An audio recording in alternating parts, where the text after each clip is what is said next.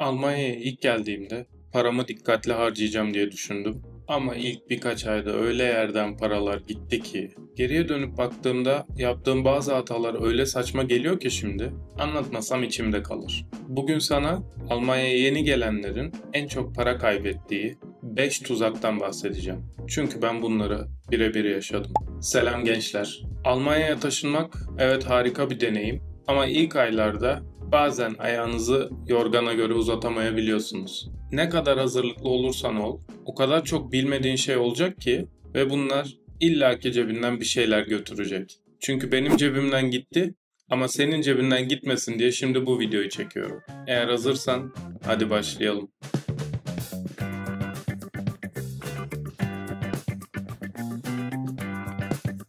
Şimdi birincisi, eğer Almanya'ya gelme hazırlığındaysan zaten birçok videoyu izliyorsundur ve orada bahsedilen en temel şeylerden bir tanesi de sigorta. Evet, Almanya'ya geldiğinde sigorta yaptırmam mecbur ama seçtiğim paket her şeyi değiştiriyor. Ben ilk sigortamı yaptırırken detaylara çok dikkat etmedim. Tam kapsamlı olsun, hiçbir şeyle uğraşmayayım dedim. Ama sonra fark ettim ki ihtiyacım olmayan ek özellikler yüzünden her ay daha fazla para ödüyorum. Bir de burada sigortalarda yani sigorta firmalarında farklı fiyatlar oluyor. Bu fiyatları mutlaka sigortaya başlamadan önce karşılaştırıp senin için en uygun olanını seçmen gerekiyor. Yoksa daha sonrasında benim de yaptığım gibi değiştirmek istersen bir sürü yazışmayla hem benim gibi zaman harcarsın hem de senden istenen belgelerin tercümesiyle, ıvırıyla, zıvırıyla uğraşırken üstüne bir de paranı kaybedersin. O yüzden diyorum ki sigorta yaparken önce sigorta firmasını iyi araştırın, daha sonrasında da bulduğunuz sigorta firmasının kapsamını iyi inceleyin. Gerçekten size uygun mu değil mi? Paketin detaylarını inceledikten sonra karar verin. Gelelim ikinci konuya. Ev.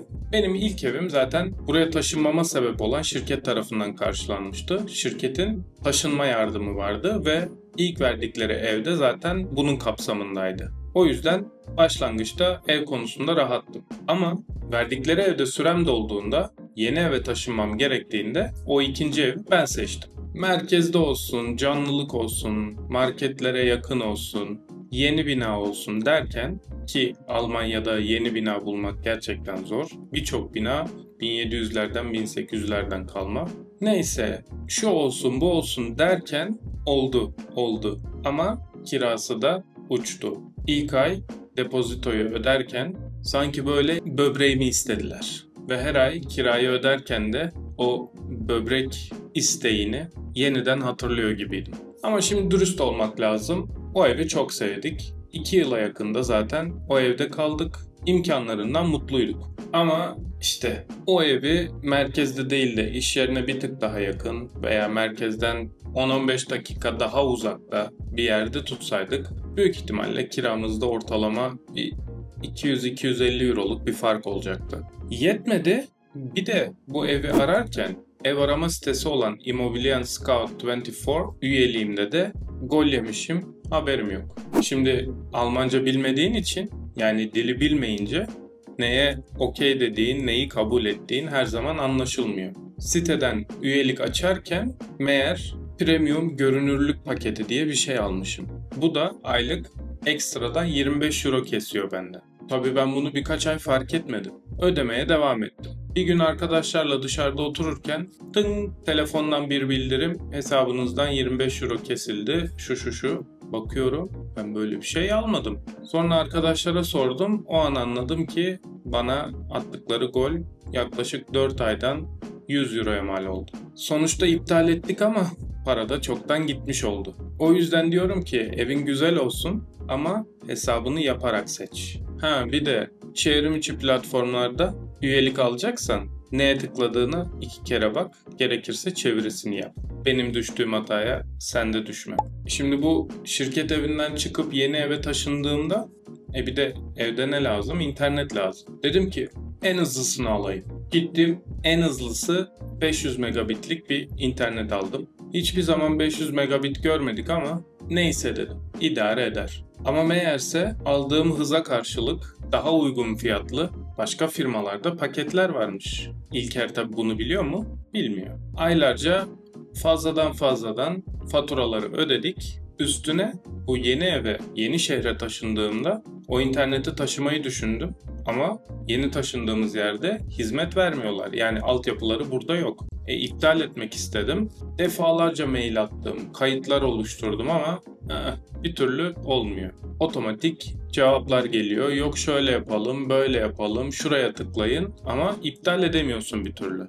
Arayıp konuşmaya da Almanca yetmiyor. O yüzden sağ olsunlar Ekim ayında fark ettiler de benim bu interneti kullanmadığımı ve birisi herhalde attığım maillere baktı. İptal talebimi onayladılar. Ama ben kullanmadığım internete 2 aydır hala para ödüyorum. Belki 3 aydır ödedim, tam hatırlamıyorum. Yani yeni gelen birisi olmasak da, birkaç aydır Almanya'da olmasak da hala bu paraları fazladan ödeyebiliyorsunuz. Çünkü dil bilmeyince burada birçok işiniz zorlanıyor. O yüzden size tavsiyem, eğer yapabiliyorsanız alacağınız paketlerde aylık iptal edilebilir paketler alın. Ki benim düştüğüm hataya siz de düşmeyin. Bir diğer konu, az önce de bahsettiğim gibi zaten ilk yerleştiğimiz evi şirket karşılamıştı. Eşyalı bir evdi. Eşyalı eve ilk girerken 3 tane valizle geldik. Ama oradan taşınırken herhalde 10 tane valiz, bilmem kaç tane koliyle çıktık. Çünkü burada bir gerçek var. Eşyalı ev demek Almanya'da aslında sadece temel eşyalar var demek. Ne demek bu? Yatak, masa, sandalye, işte tüplü bir televizyon belki bir kitap rafı ama evin kabataslak eşyaları, yani detaylar değil. Eve girdik, yatacağız. Bir baktık yatakta nevresim yok, yastık yok. Bunun da nedeni kişisel hijyen kuralları gereğince kendi nevresiminizi kendiniz getirmeniz gerekiyormuş. Kendi yastığınızı kendiniz getirmeniz gerekiyormuş. Tamam, mantıklı da arkadaş, yeni taşınan birisi bunları nasıl düşünsün? İlk Almanya'ya adım attık. Baktık yatakta ne nevresim ne yastık. Aynı gün koşa koşa Ikea'ya gittik. Daha yerini bilmiyorduk. İlk günden öğrendik sağ olsun. Yok nevresimdi, yok yastıktı, işte ilk haftadan yok kahve makinesiydi, ıvırdı, zıvırdı derken biz eşyalı eve 500-600 euro harcama yaptık.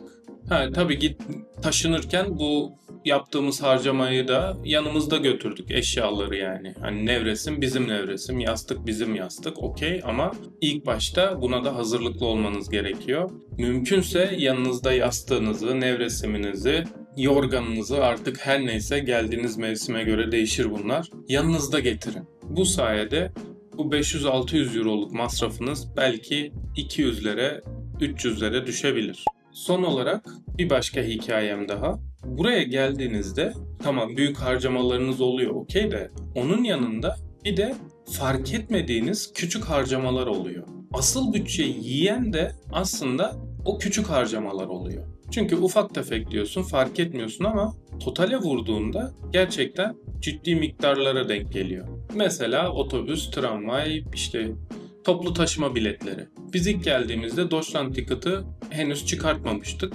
1-2 durak gideyim diyorsun. Almanya'ya yeni geldin. Sürekli videolarda görüyoruz. Yok bilet kontrolü. Zaten tramvayda kocaman yazıyor. Biletsiz binenlere 60 euro ceza vesaire. Korkumuzdan 1-2 durak için bile bilet alıyorduk. Her biri en az 3 eurodan 2 kişi 6 euro tek yön. Bir de bunun geri dönüşü var. 12 euro. Bir gün bir yere çıksan hiçbir şey yapmadın, 12 euro zaten kafadan gidiyor. İlk geldiğinde etrafı göreyim diyorsun, şuraya buraya gideyim diyorsun, tren bileti alacaksın. Deutschlandticket'ın yoksa zaten bir gidişte belki Deutschlandticket'ın parasını trene veriyorsun. O yüzden en mantıklısı hiçbir şey yapmadan önce, hiçbir yere gitmeden önce mutlaka buraya adım attığınızda, hatta gelmeden önce de alma imkanlarınız var. Almanya'ya yeni gelecekler için nasıl ekonomi yapılır? Bununla ilgili bildiğim güzel uygulamalar var. Bir sonraki videoda ondan bahsedeceğim. O yüzden şimdi kanala abone olmayı ve eğer bu videoyu da beğendiyseniz bir beğeni atmayı unutmayın ki diğer videoda bahsedeceğim uygulamaları kaçırmazsınız. Neyse, konuya dönecek olursak bu ufak tefek harcamalar trendi, otobüstü, tramvaydı derken ay sonunda ciddi miktarlara dönüşüyor. Ya da Türkiye'den ilk geldiğinde Almanya'ya her şeyi kafada TL'ye çeviriyorsun ya. Görüyorsun 1 euro. Aa ne ucuzmuş diyorsun. Hop onu alayım, bunu alayım, şunu alayım. Öbürünün tadına bakayım, bunun tadına bakayım. Şunu da deneyeyim derken ay sonu geldiğinde kart ekstresine bir bakıyorsun. Ana para gitti. O yüzden aslında dikkat etmek gereken ihtiyacınız kadar alışveriş yapmak. Alışveriş yaparken fiyatlara dikkat etmek. İlk baştan öyle her şeyi denememek. Çünkü zaten geldin, buradasın. Artık buradayken zamanla yavaş yavaş hepsini, her şeyi denersin. Bekle. Heyecan yapma. Sakin ol. Videoyu özetleyecek olursak. Videonun özeti şu gençler. Aslında Almanya'da ilk zamanların en zor yanı para değil, öğrenme süreci. Çünkü buraya ilk geldiğinizde küçük bir bebek gibisiniz. Günler, haftalar, aylar, yıllar geçtikçe öğrenme seviyeniz artıyor. Ama ne kadar erken öğrenirsen o kadar az kaybedersin. İşte bu yüzden bu videoları çekiyorum. Sen de bu emeğin karşılığında bir like'ı çok görmezsin. İlk önerimiz neydi? Sigortayı akıllıca seçeceksin. İkincisi, evi duygularınla değil, mantığınla seçeceksin. 3. Sözleşmeleri, internet, telefon vesaire vesaire bunları seçerken esnek olacaksın, iyi araştıracaksın. 4. Eşyalı ev diye tuttuğun evin eşyalı ev olduğuna kanmayıp ona göre yanında hazırlıklı geleceksin. 5. Yaptığın küçük giderleri de önemseyeceksin. Heyecanla değil, mantıklı hareket edeceksin. Çünkü Almanya'da sistem düzenli ama sen o sistemin düzenine hazır değilsen sistem seni düzenli şekilde söğüşler. Peki sen olsaydın ilk zamanlarda benim düştüğüm bu tuzaklara düşer miydin? Veya hali hazırda düştün mü? Yorumlarda buluşalım. Yorumlara yaz ki belki senin hikayende bu videonun 2. bölümünü yaptığımızda orada konuşuruz. Bu arada videoyu beğenmeyi ve kanala abone olmayı unutmayın. Çünkü Almanya'da gerçekten işe yarayan şeyleri konuşuyoruz. İhtiyacın olan şeyleri konuşuyoruz bu kanalda. Sen de bunları kaçırmak istemezsin. Bu arada bir duyurum var. Onu da hemen hızlıca bahsedip videoyu kapatacağım. Yeni gelecek olanlar için ve yeni gelmiş olanlar için neyi nasıl yapacakları veya buraya nasıl gelecekleri, aklınızda olan bütün soruları yanıtlayabileceğiniz, yanıtlarını bulabileceğiniz çok iyi bir sistem yapıyorum. Yakında bu sistemin detaylarını zaten daha da bahsedeceğim, sizinle de paylaşacağım.